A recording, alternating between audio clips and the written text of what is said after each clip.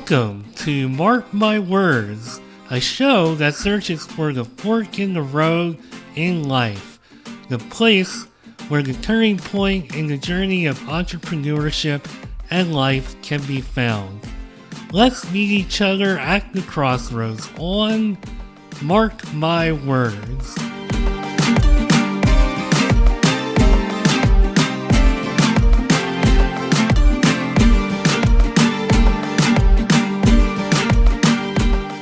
Today on Mark My Words, I have a guest who is specializing in topics that I love to think about, and I'm going to love even more talking about it.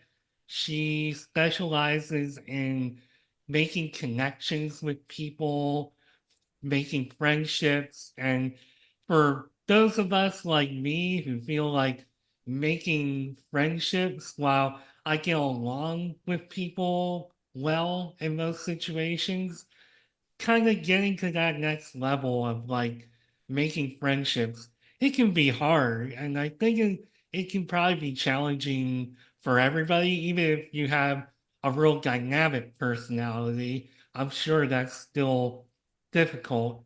And I love what Jewel Hohman specializes in and how she helps people. She's a social confidence and meaningful connection coach. She wants to help turn overthinking into charisma and loneliness into meaningful friendship. Joel, welcome to Mark My Words. How you doing today? I'm so good. Thank you so much for having me. It is my pleasure to have you on this show, and I did a lot of research and really can't wait to dig into your path and how you got here and determined that this is a topic and a niche that you felt that you could really help people to maybe look inward and maybe try to figure out how they can fulfill themselves better in that area of life because to some people I think it comes very naturally and somehow the universe maybe they puts them in the right place at the right time, and some people are just really natural. I don't know, but I know that you have a lot of expertise in this uh, topic, and it took a lot of living and learning for you. And before I really let you go full throttle here, I'm just going to go back to Oakland University and University of Central Florida and just take you back to those days where you were studying psychology, social work. Was this kind of thing already on your mind? Like, I really need to study this so that I can try to help people in this area? Explain. Yeah. Yeah, it was always an interest for me because I think I would have come off as somebody that was kind of shy, somebody that could socially perform, if you will, but I didn't feel really connected to people. I was constantly overthinking everything I did and said, right? Like, did this person laugh at my joke? What did they look like when they were responding to me? And, honestly, my entire self-esteem hinged on people's micro expressions in reaction to me. So this is something that I've always really been interested in because I was extroverted, but I was a socially anxious extrovert.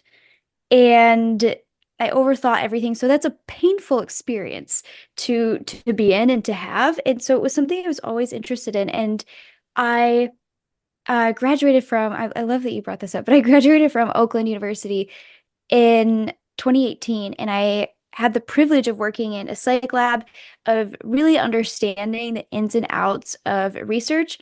And the topics that we were studying were a bit more on uh, men's relationships with women and how men perceived women. But I, at that time, was using what I learned just for myself to just educate myself on connection and things like that. It's something like social psychology has always been something I was really interested in because of how much I struggled with it. And I always had good friends, but I didn't feel as meaningfully connected to them because of my own thought barriers and things like that. So I actually still am in school at the University of Central Florida studying social work because this is something I want to do with people more in depth eventually and help people more so with the kind of relational trauma that can get in the way. However, that is not what I do now at all.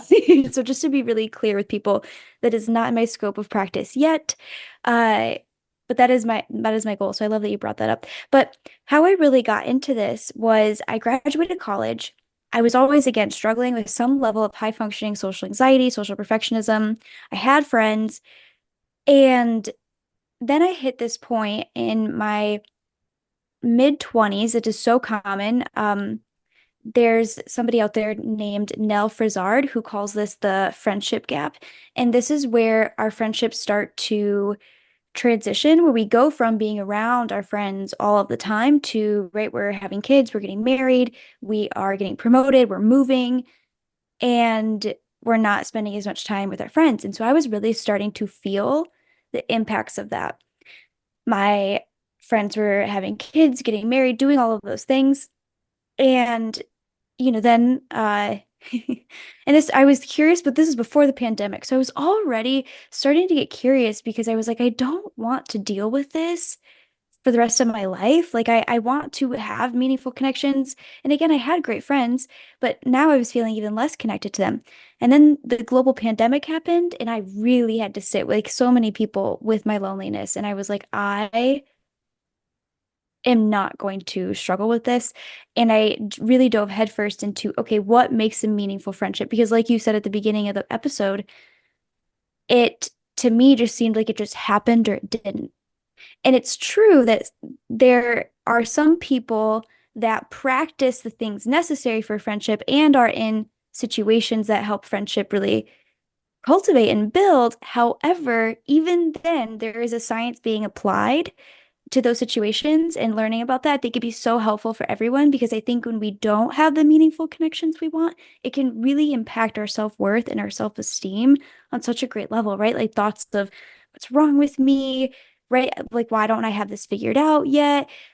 Is very common. There's a lot of shame associated with this topic because we assume that if we weren't, naturally applying these things, if we weren't blessed with these particular situations, that it means something about us. So I'm really glad that you're having me on just to almost like demystify connection and friendship for everybody as far as that goes. But when this happened, I dove headfirst, and within the 6 to 8 months of the pandemic, I would argue, and again, I had been learning about this, studying this for years ahead of time, but I had created the friendships that I used to daydream about having that were close to me, proximity wise and location. And I had also, and I don't want to neglect, like I did, because I think, sometimes we hear these stories of, and it sounds really quick, but I just want everyone to know it wasn't really quick. So they have a very realistic expectation for themselves. But, there were years of therapy I had on relational trauma and things like that. However, then applying the skills that I learned about social confidence, because we actually have a lot of research available on that as well. I had people coming up to me, when we started being able to be around other people wearing masks. I had people saying, like, oh my gosh, Jewel, you seem so confident. Like, what happened? Or I had people messaging me, like, can I join your girls' trips? Like, how did you make these friends? And I had known, Mark, I knew that there were stats out there about people being lonely, right? I knew that loneliness had been increasing since the 1970s. I knew that most Americans felt like their friendships weren't meaningful. But when that started happening, those statistics became real. And so I, from then, just started taking clients, and honestly, at the time, for basically like nothing, just to help mentor and coach them, honestly, just for fun. And now, 4.5-ish, I think, years later, here we are, and I've helped so many clients. I have over 4,000 hours working on this with clients individually. That does not include all of the research and stuff that has been done outside of this. But yeah, that is the story, if you will, the path. Well, there are two types of friendships that, I mean, I'm sure there's others if I really sat down and thought about it, but one of the things is something that you outline in some of your notes about one-sided friendships. And then the other, which I'm sure you'll be able to allude to as well, are the friendships that do seem two-sided. You could be friends for a while, it's going great, you feel the connection, and then all of a sudden, out of the clear blue sky, it's like you're strangers. And it's like, how did that happen? I thought I knew that person. Yeah. And these are just some of the experiences that I've had. And it's been just, it's like a pattern over and over and over. And it's one of those things that's very frustrating. And I don't know how many people exactly go through that. I'm sure everybody's had an experience like that at some point in their lives, but Mhm. I've had quite a few of them. Yeah, and myself included, right? And I talk about this every single week with at least 20 people. I think about it all the time, and myself included. And I'll tell you a little bit about why. And this just helps, I think, everybody kind of like take an exhale. Because it's like, oh, if friendship is hard, right? That is something people say to me often. Even when I'm networking, they're like, okay, but what do you do about reciprocation? Like, that is the number one thing people talk to me about. And so for everybody just to kind of like take an exhale and be like, oh, okay, that makes a lot of sense. 50% of our friendships are mutually prioritized. So what that really means is we all have friends. Let's say we have a group of 10 friends. Five of those friendships, we prioritize each other on the same level. Now, before anybody hears that and freaks out and is like, oh my gosh, there are friends out there that are not prioritizing me at the same level as I am them, you're doing it to other people too. You are. This goes for everybody, right? So I encourage everyone to pause and sit and think about it like, oh, who is really investing in me? And for those, and I know there's somebody out there that is like, oh, but nobody's investing me in me. I promise that is not the case. Every time I've worked with a client on this, and I'm like, okay, I want you to look at all of the ways people are investing in you when they are listening to your stories, when they are reaching out, when they are asking how you were doing, when they are whatever it may be. I want you to think about all of those situations. People always come back and they're like, I was wrong. You were right. There are people out there that are investing in me, and I missed it, right? Because we're so focused on the relationships that are not reciprocal, right? We're so focused on the other 50% where maybe it doesn't match up and it's uncomfortable. So, for everybody to kind of exhale, I think it's important just to know that. And it doesn't mean that, like, it doesn't mean you prioritize somebody because you like them more than another person all the time. It might be that you have more in common with this person. That's why you prioritize them. So, shared experiences we know really bond us. So, you might have more shared experience with somebody. However, it might also just be, for example, when I was doing this process myself, I targeted, if you will, and intentionally prioritized four women that I wanted to deepen my bonds with. Two of those women are now my priority friends. They're my confidants. They're the people I now go to when things like really hit the fan. One of those women, like we got closer and maintained a friendship, and then one of those women rejected me. And that's fine. That's part of the process, if you will. That's part of the ordeal. However, when I was doing this myself with those four women, they already had, if you will, like established friendships and relationships. So they might not have been prioritizing me as I was them in the beginning, not because they didn't like me, not because there's something wrong with me, not because I'm not worthy enough, but seriously, just because they already had relationships in place. And I've seen this with myself now, and I notice it's adorable. I can tell when somebody is has listened to my work and then is like, "Hey, I want to be your friend." That's happened like a couple of times. And I can tell when they're doing it, I might not prioritize them the same way, but it's only because I'm investing in these people. So I think we need to all exhale a little bit and know 50% of our friendships are mutually prioritized the same way. And that is just like a beautiful part of life because everybody's at different standing points. Some people have best friends from childhood, some people don't, right? Some people have friends from their partner's friend group now, and some people don't. So we're all like having this tapestry and this ever flow of connections. And so I think one thing that really gets in the way of people feeling connected is they're really focusing on, oh no, I'm not as important to them as they are to me. Like something must be wrong with me. And that is not the case. It's just, oh, they already had this established and I'm moving them closer. And that was my decision. And I think I knew that at the time with those four women, it helped me relax a little bit and not worry so much about, are they investing back into me? Because I was like, of course, they already have these established relationships, but I'm still going to keep offering myself. And again, if I wouldn't have done that, because some people might be like, well, why would I want to do that if they already have friends? My friends, I always joke, the two women that are now some of my priority friends, if I wouldn't have done that, I would have robbed them the gift of our meaningful, deep bonds now. I am also a confidant for them now. I am a priority for them now because of what they get out of the friendship. So I like to, and as you can tell, I think in this example, it works to, if anybody's out here doing this work, to prioritize a smaller number of people, but also not too small where it's just like it has to work with this one friend, right? Prioritizing four women for me really worked very well because I wasn't graspy, like it has to work, but also I could be intentional if I'm investing in these friendships and these relationships. And again, I let them choose. One of them did not want to be friends with me. And I'm laughing because truly it's okay.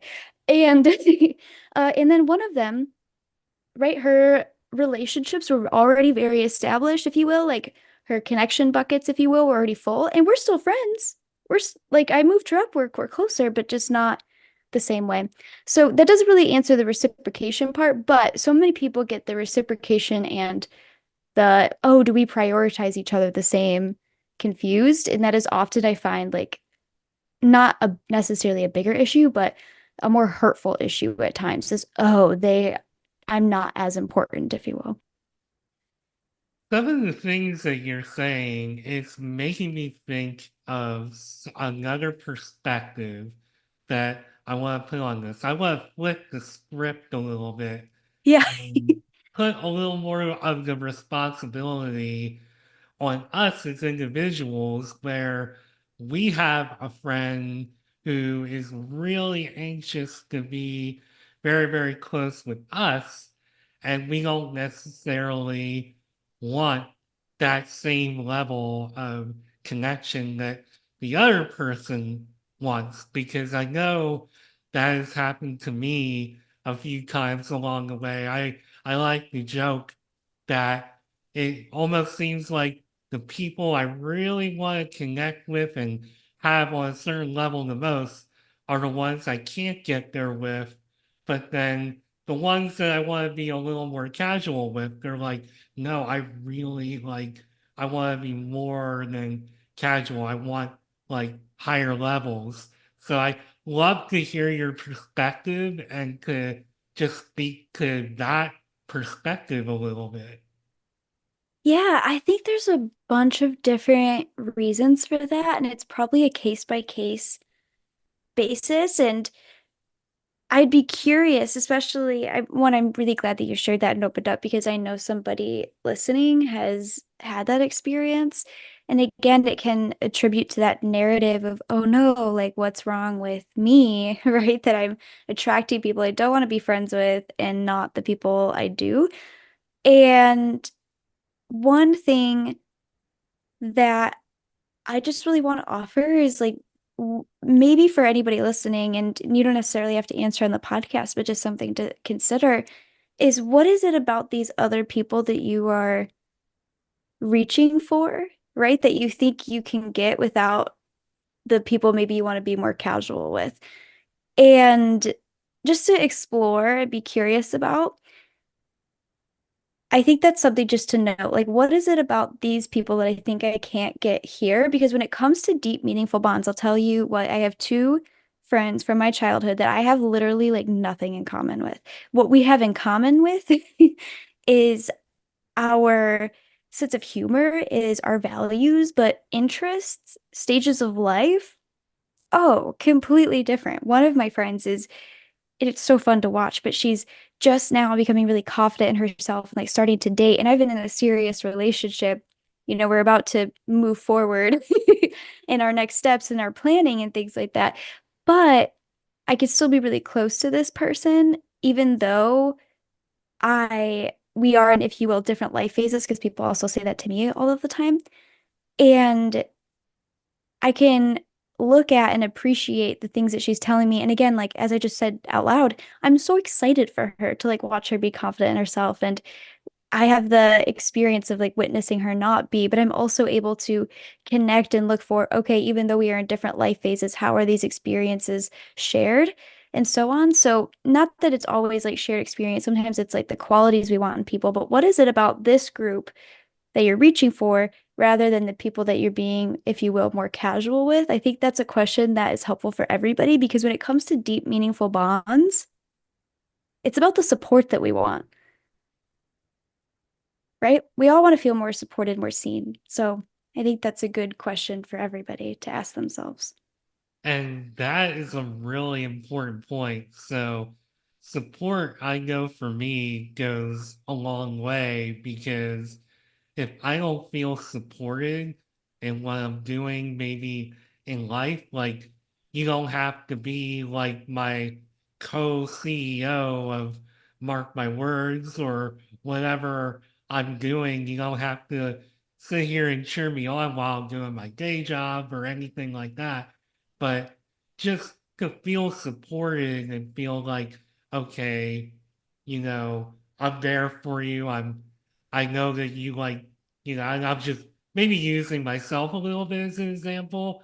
Like, Mhm. oh, I know you have this meeting today, or I know this new episode is coming out, or hey, I'm reaching out. I haven't heard from you in a while, but I was thinking about you and thinking about your show. These are just all random thoughts. So these aren't even real examples, but just when people think of me or bring me, just out of the blue, something, whether it's physical or not, it means a lot to me. And I also think what you speak to with values are hugely important.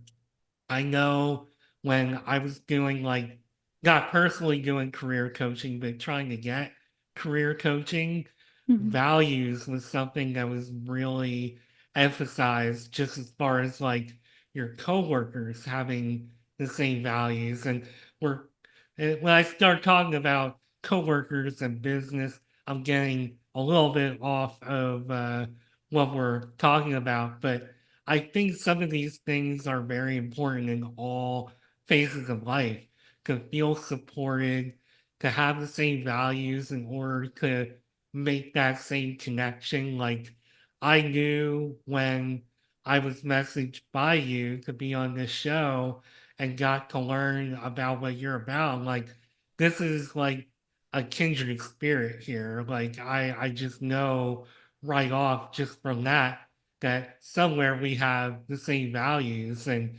that goes a long way. It really Yeah. does. Yeah, absolutely. Absolutely. And I love that you work actually really does matter here because we spend so much of our time at work and we know, like I have this theory that if more managers had connection skills, then more people would stay at their jobs, right? The number one reason people leave, right, is bad management.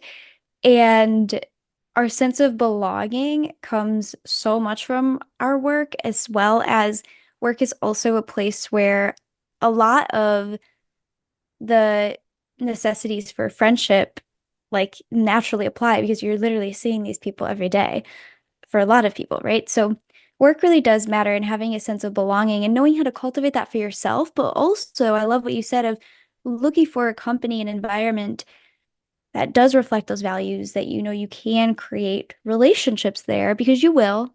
Even if you're like, I like this job for, you know, this amount of pay, you are going to create relationships there just because you're going to be spending so much time there. That is a part of it.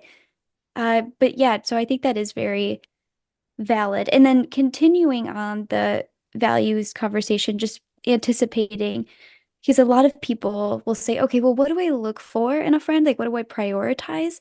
And I do think values are really important. This goes for, I think, any relationship, like even romantic relationships, looking for what you want. I will say, I am the only entrepreneur out of my closest friends. But my closest friends also value growth. They value healing. They value connection. They value shared experiences. They value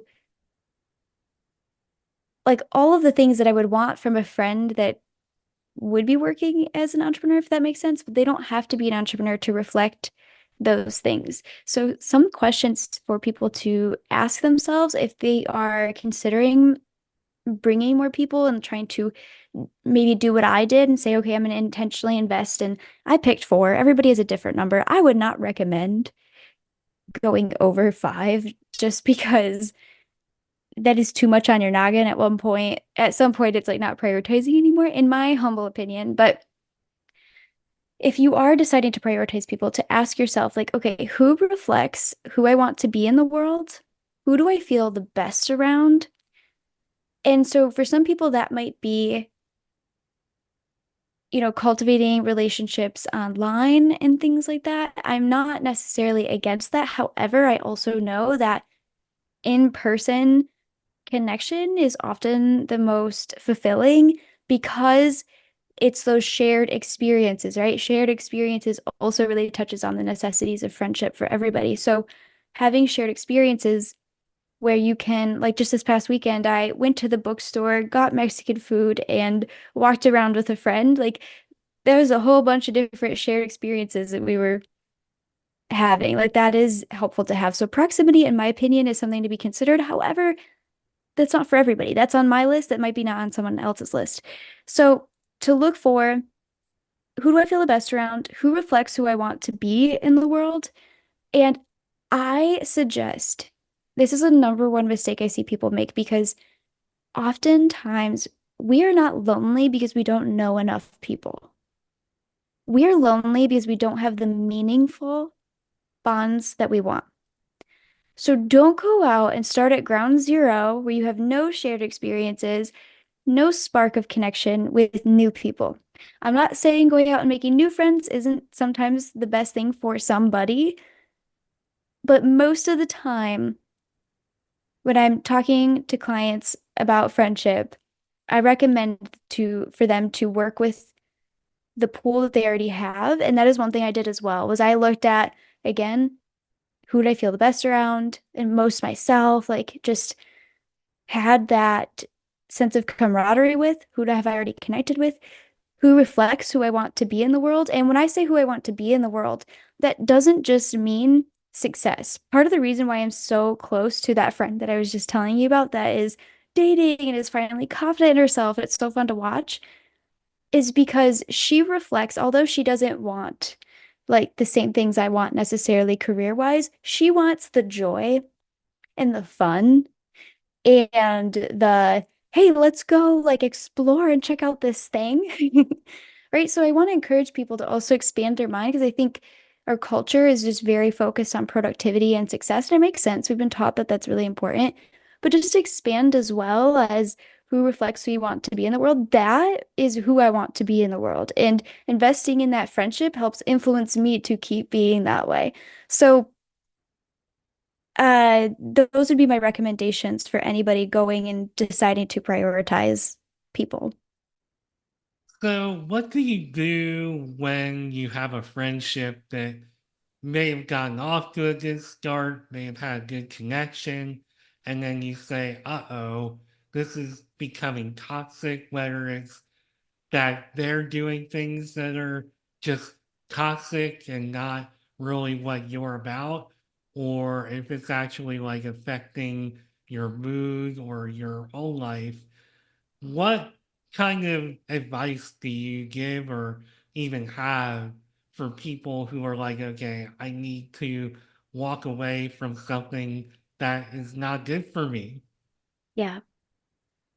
Most of the time, our friends are not, when it comes to friendship, and this goes honestly mostly for women, women's friendships are actually more fragile compared to men. However, women are much more likely to make new friends than men are. Men are likely just to stick with the group that they've had since high school and college, and that's it. Uh, Whereas women are constantly making new friends, but those friendships are more likely to break up. So this more so goes for women, but I think it honestly applies to everybody, especially now that I've been working with more men, that our friends aren't like the toxic friend, if you will, is actually pretty arguably rare, in my opinion. Most of the time, we expect our friends to know how to support us. We expect our friends to know that they did upset us. We expect our friends to know, oh, this bug has been bothering me all day. Sorry about that. But we expect our friends to meet our expectations of what a good friend is, although all of us have different expectations for what it means to be a good friend. And a clear-cut example of this is one time I was working with a client that was like, my friend never reaches out to me. She never does anything for my birthday, and I always go all out for her birthday. And we talked about how to have a conversation with this friend about it. And she realized, oh, this friend feels like, yeah, but every time I'm with you, I'm listening to you talk the most. And we're talking about you the most, right? So, and I think I'm being a good friend because I'm doing that. So it really is different for everybody, but I think for most people, their friendships aren't necessarily toxic. They're just not communicating with their friends. And it's because it feels so vulnerable. And to be honest with you, Mark, it's also more vulnerable for men. It's literally more of a risk for men because it means like, hey, I have to talk to you about my emotions, about what I need for this. And there's certain ways I think that men can do that. However, I will say it is more of a risk because it's a risk, if you will, to perceived masculinity. So that is a bigger ask of men, and I recognize that. However, for all of us, we're not really talking to our friends about the kind of support that we want, about our emotions. And if we did that, and if we did that in a connective way, which is a whole other conversation, but if we did that in a connective way, our relationships would get so much deeper. Conflict isn't always what breaks us, if you will. Conflict can actually bring us closer in a lot of ways. In a lot of ways, because it shows trust. It shows, hey, you trust me with your feelings. You trust me to talk to me about this. And now I can trust you more. That, like, if I'm gonna upset you, right? It builds more trust and more emotional intimacy in any relationship, partners, family members, and friendships especially. And we do not do that with our friends, even though we expect it out of our romantic relationship. So I think we need to communicate more. However, to answer your question, if somebody does have a toxic friend, and I would argue toxic friends in any relationship, in my opinion, are people that don't have flexibility or influenceability. If they are very critical of you, and they're not willing to have those kind of connective conversations. And when I say connective conversations, it's so different to come at a friend and be like, you don't support me, you're a terrible friend. And then to go at, hey, it would mean a lot to me to feel so like this is how I feel really supported. And I'm telling you this because I really care about our friendship and I want us to keep feeling close. Is there any other way that you want to feel supported that like I'm not doing? Completely different situation, right? So when I say connective, I mean, and there's again a whole other conversation, but that's an example. But those people that can't have those conversations with you, they can't be mentally flexible, they can't be influenced, meaning that they can't they don't have the emotional capacity to be like, oh, this is how this person feels. I care for this person. I want to adjust. They're just gonna, do whatever they do, take it personally, get defensive, be critical of you, not being willing to hear you out. Those kind of friendships I want to argue you can only go so deep with in the first place. And it's not necessarily that you have to cut that person off. You just maybe choose to deliberately choose, okay, I'm going to prioritize these other people instead. But that is often, if you will, like what I think a toxic friendship is. And that is something that I think everybody would benefit from is just choosing to invest in people that you can have emotionally intelligent conversations with. You touched on something a little earlier that I worry about a lot when I talk to people because when I do have conversations sometimes, I feel like it's easy to, oh, I have all this interesting stuff going on and I'm saying all this stuff and I'm telling you all this stuff. And it almost starts to feel like I'm talking at them rather than conversing with them. How do you become mindful and remain mindful of doing that, making sure you're keeping yourself in check to be pretty like 50-50 and giving in a conversation or a relationship? Yeah, that's a really great question. And actually, I had somebody write in recently and ask about the opposite. They were trying not to share as much, and then they were just like, I feel like I'm just interviewing people. And so this is something that is actually going to come out on the podcast later this week. So it's so funny that you mentioned that. But uh so more details there, but that is such a beautiful question. And I will say most people want to feel seen and heard. But in order for people to feel connected, that means that both people need to feel seen and heard in a satisfying way. So to kind of balance out that 50-50 conversation, like you were saying, I think it, and first of all, if you're aware of it, like you just said, and anybody else listening, you're like, oh, wait, maybe I am the one that speaks. Awareness is authority. So you could just take what I'm about to give y'all and then just immediately apply it right after you leave this episode because you're already aware. It just takes awareness to make a different decision. But I would like to say, especially if you like your example of, oh, I have all these things that are going on that I want to share, that I want to talk about. I think that's important to also just say to somebody, I have all of these things that I learned. I am notorious in my friendships for going down rabbit holes. And so I like to say, like, okay, here's the rabbit hole I went down this week. This is how frogs breathe, whatever it may be. So like I want to share that. I think it's fun. I think it's interesting. It can lead to goofy conversations. And so I want to say that like, oh, I want to share about my rabbit hole I went down this week or the rabbit hole I went down recently. I want to talk to y'all about it. And just stating that can be really helpful. I think it's also helpful, and this goes for whether you are networking, this goes for whether it's your best friend of 20 years. You can also be like, oh, I want get curious about what is going on with them. If you are somebody that tends to really want to share all of the things, like getting curious, what is going on for them, and go into that coffee date or when they come over and ask them, right?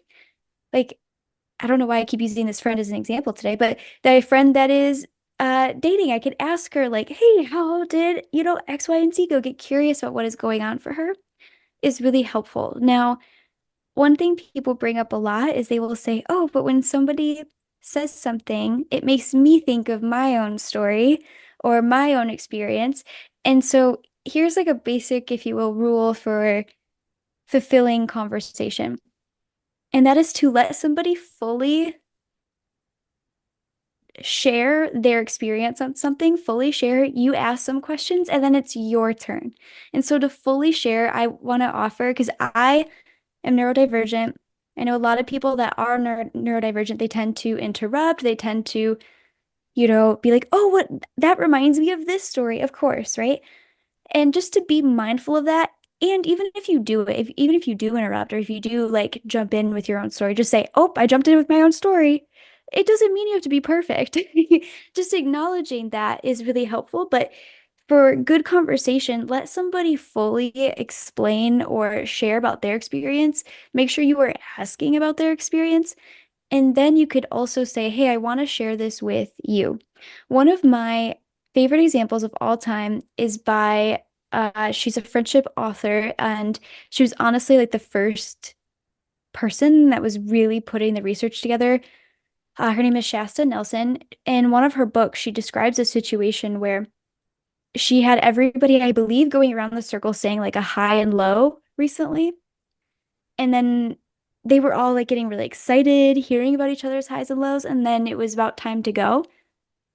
And then they just left, and she didn't get to share, even though this was her idea. And so she's in the car and she's like, "Oh, my friends suck. They're so inconsiderate. They don't care about me."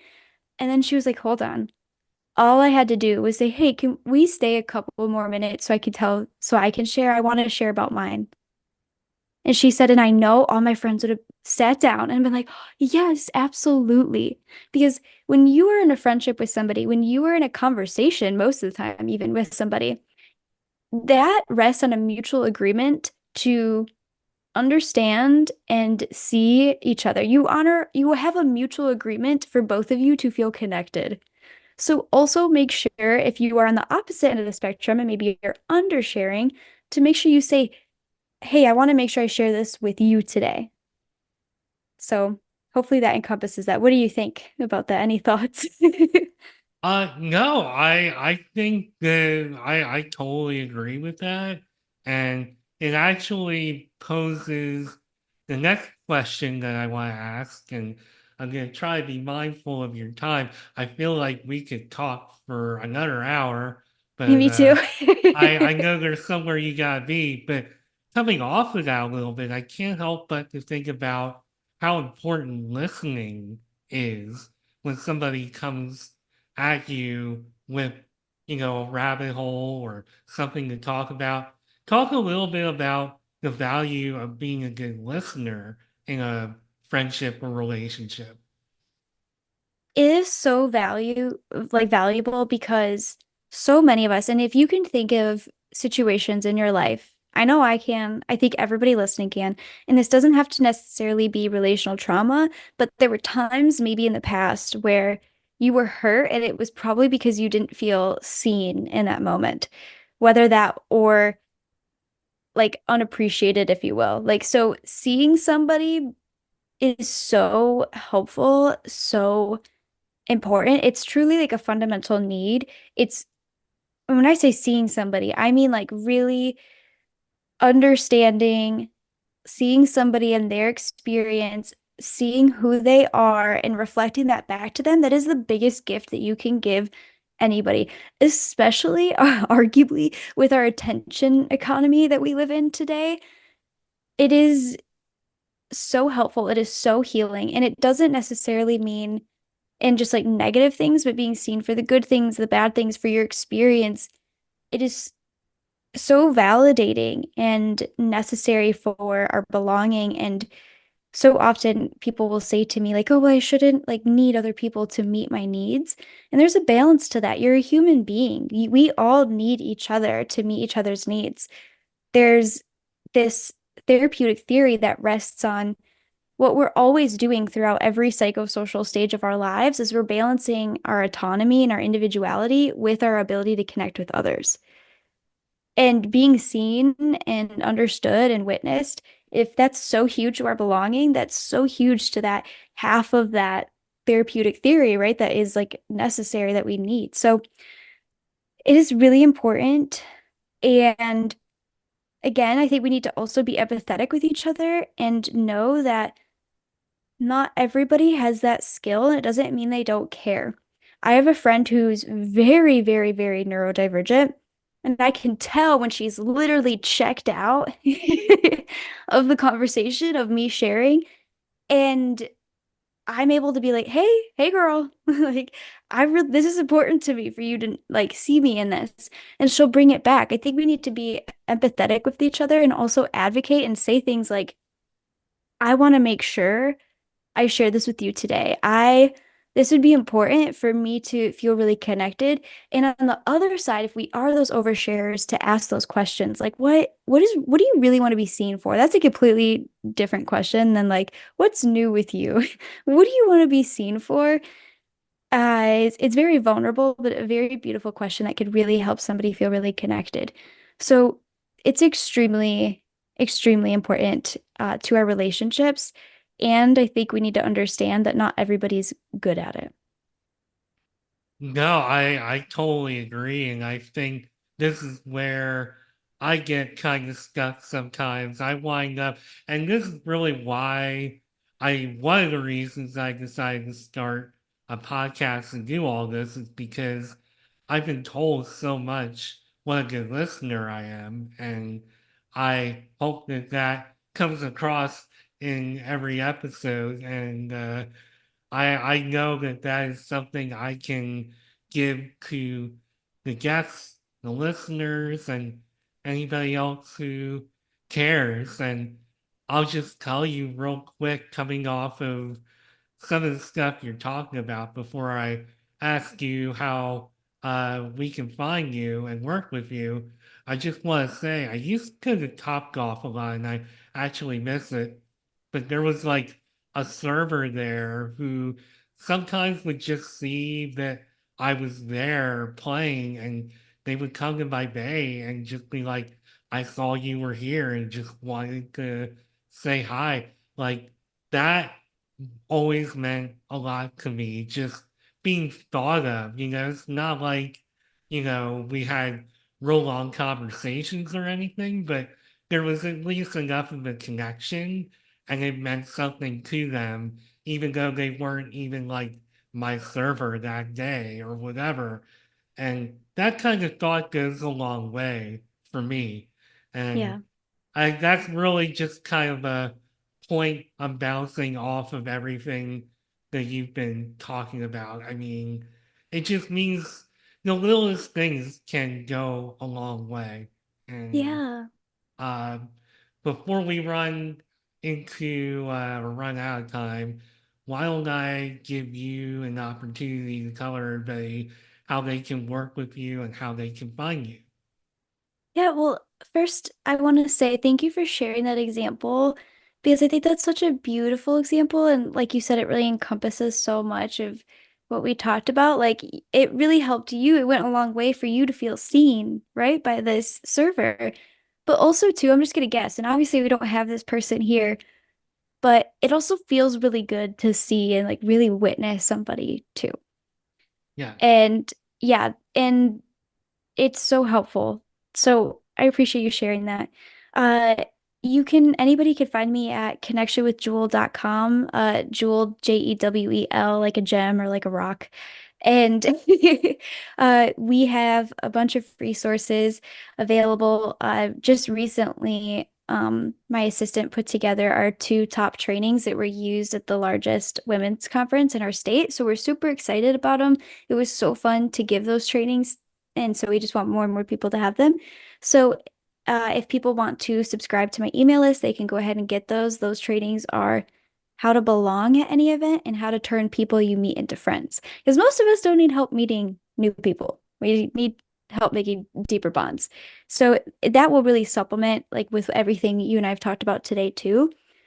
Uh, that being said, I mostly work with people that are social perfectionists and that want to feel more socially confident and be more meaningfully connected. I do have clients that come specifically just because they want to apply the friendship work, but most of my clients are people that are like, I want to feel like myself in social settings. I want to be out of my head and learn those skills on overthinking. And so, if that is something that really interests you, I encourage you to check out my program right now.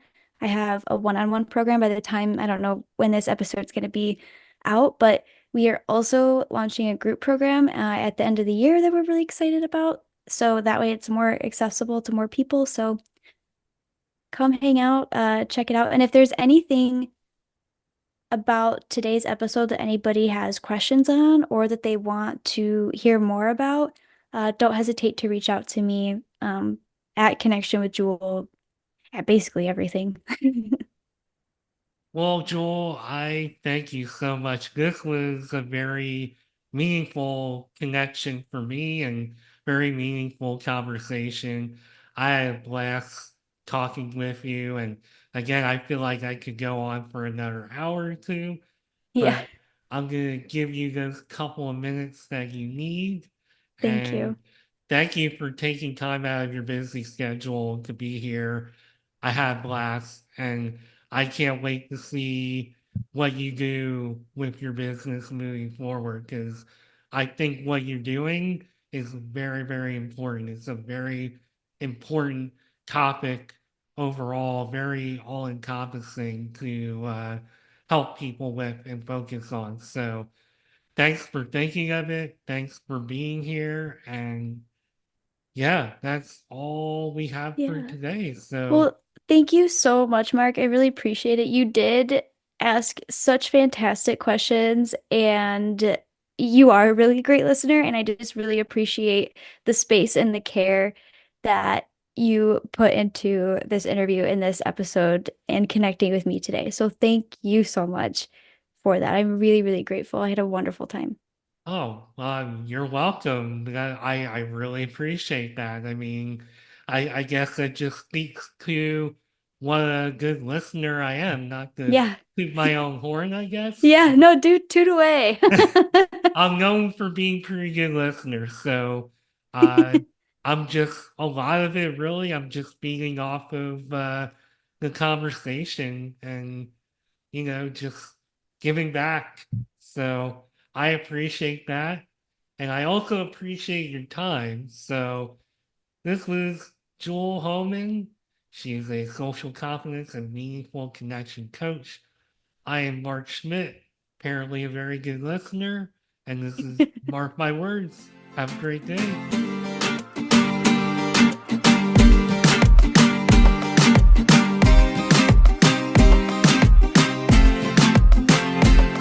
Thank you for taking time out of your busy day to go on a journey with me into entrepreneurship and life on Mark My Words. If you would like to learn more about me and the show, you can find me on LinkedIn at Mark Schmidt or connect with me on Instagram at Nimrod79. Video episodes of Mark My Words, as well as other content, can also be found on the Mark My Words YouTube page. Entrepreneurship can be quite the roller coaster ride. It can be a bit isolating and intimidating, but it doesn't have to be that way. Let's meet here next time at the Crossroads on another episode of Mark My Words.